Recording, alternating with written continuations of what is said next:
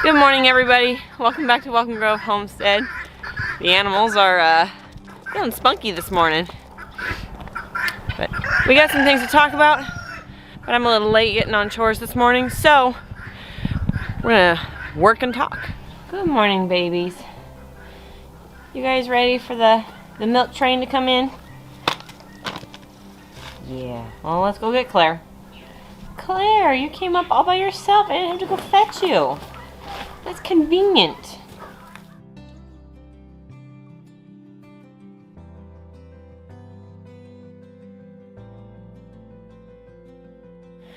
So while Jasmine and Chuck are having their breakfast, it seems almost appropriate to fill you guys in on how little Bucky turned out.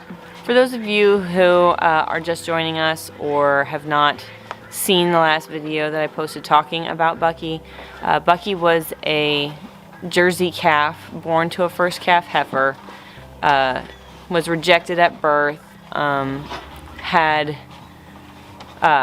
flexed tendons in his back leg so that he was unable to stand on his own for a couple of days, and had a pretty significant underbite. So he drooled a lot, just had some difficulties physically outside.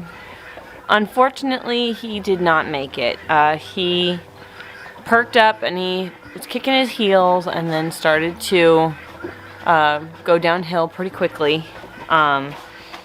And we tried tube feeding him some electrolytes because he started getting diarrhea, started getting dehydrated. But he was so small that the tube wouldn't fit down his throat. Like, we looked at a kid or a lamb syringe or a tube feeding kit, and it just wasn't gonna work. We did syringe some electrolytes into him. He woke up the next day, was perky enough for my friend to think maybe he'd pull through it, but in a couple of hours after that he had passed away. So we wanted answers as to why he didn't pull through, and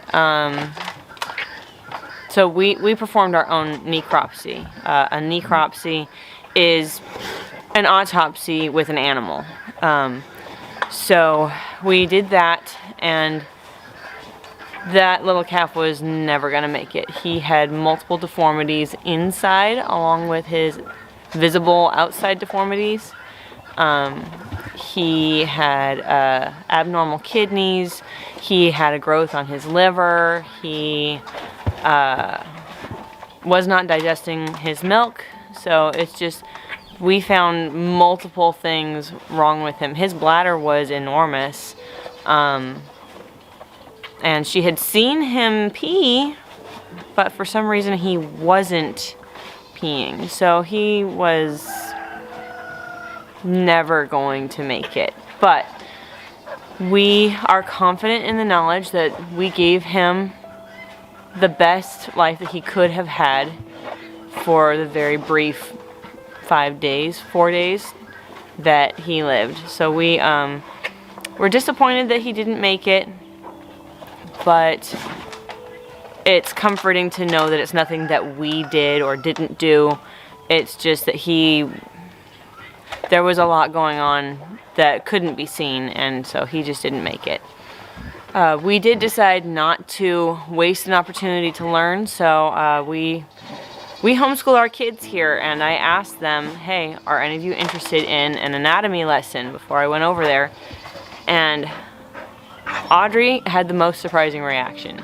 I expected that she wouldn't want to see it, and she shot her hand up and she said, we might as well learn from him. And she did have like one tear when she was thinking about how sad it was, but I'm very proud of her reaction. She didn't have to sit and think about it. She didn't have to be convinced about it. She just automatically thought, this is sad, but we might as well learn from it. And she wants to be a vet one day, so I'm very proud of her. I know enough of anatomy that I was able to kind of run the class, because back in college I studied animal science was my major, so I knew enough about cattle anatomy. I really felt like that was a very positive experience with my kids.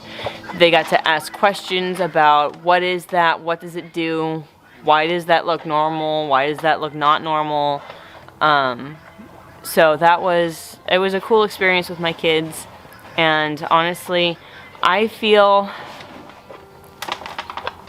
like, of course it's sad that he didn't make it, but I do feel like it was good experience for when we have newborn calves hitting the ground here, because I'd never really been around a newborn calf, so it was good experience for emergency care, good experience on just what to do if things go sideways in a calving.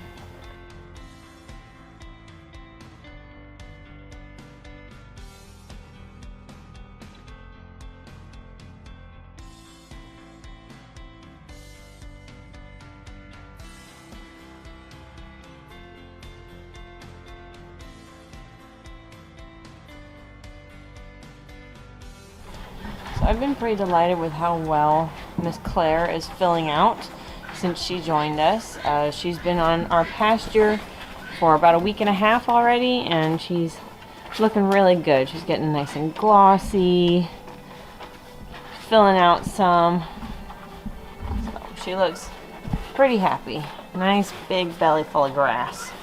She's definitely warming up to me, getting to be a pretty sweet cow, so I'm pretty delighted with her. Have a good day, sweetie. So now I'm headed out to milk. I also have all of our deworming stuff because I missed worming day yesterday. Got a little bit derailed, sidetracked with the whole Bucky situation, so they're getting dewormed today instead of yesterday, but I think they'll be fine. So we do an herbal dewormer. We have Land of Havilah herbal dewormer, and that's once a week. They're not fond of it, but they forgive me. Miss Clover here has been bred, as well as Mayhem and Maggie. Nestle, I'm starting to wonder if maybe she got sneaky and got bred without me knowing, because some does will go into standing heat only for maybe a couple of hours and go back out of heat. But Mr. Rocket has not been a blubbering idiot around her. And tomorrow's going to mark 3 weeks that he's been in here. Now, a normal goat cycle is about every 3 weeks. Nestle is just an enigma. So, we're just going to have to keep a close eye and see if anything happens with her. It's a little frustrating. But so here are our due dates as follows. Miss Kitty will be due sometime in the first week of March. And then Mayhem follows her. March 20th is her due date. And then Clover is March 22nd. And then Maggie is March 27th. So we'll have a little cluster of kidding. And then Nestle, if she's been bred, I don't know when it was. And we'll have a window for her. But then if she hasn't been bred and I see her being bred, then we'll kind of have a better idea. It's been a minute since we updated on our rabbits, but the little babies are now out. Caleb is holding one of the babies in here, so but look at how cute they are. Little baby buns. We got one blue baby in this litter. And this one is a castor color, which is like Guinevere. And we've got, there's 2 black and whites and 1 broken castor. And see, Caleb's got the other black and white baby. Working on making that baby friendly. And the other litter over here. Oh, one baby's going for some breakfast. So, Guinevere has 1 broken castor, 2 solid castor, and 2 solid black. Hi, little babies. And Nimue, her feet have finally gotten under control. I believe that she is currently abscess free. So I'm going to be moving her to a cage with some bedding in it. And we're probably going to go ahead and breed her in our next round of breeding and just leave her in a cage that has bedding. So, really glad that she finally got over those abscesses in her feet. But I just know that if I breed her and keep her in this cage, the abscesses will come back. So, it is what it is, but she's such a good rabbit. King Arthur over here has made a mess of his cage. There's hay everywhere. Gotta clean that out. Hey, buddy. I know. The camera's big and scary. Hey, buddy. He's a nice rabbit. Last but not least, Mr. Merlin. Hi, buddy. Look at how pretty you are. It's turning into such a really gorgeous rabbit. Can't wait to breed him to our does and see what kind of color combinations we wind up with. He's just so gorgeous. I just want to take this opportunity to say thank you to all of you guys who were praying for Bucky and pulling for him.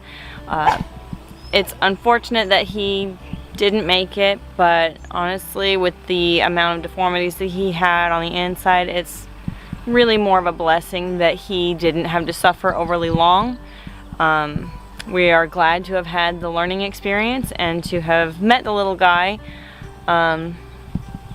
But yeah, he just didn't make it. Thank you so much for joining me today. As always, this is your country nerd with a goat herd saying that you can grow where you're planted.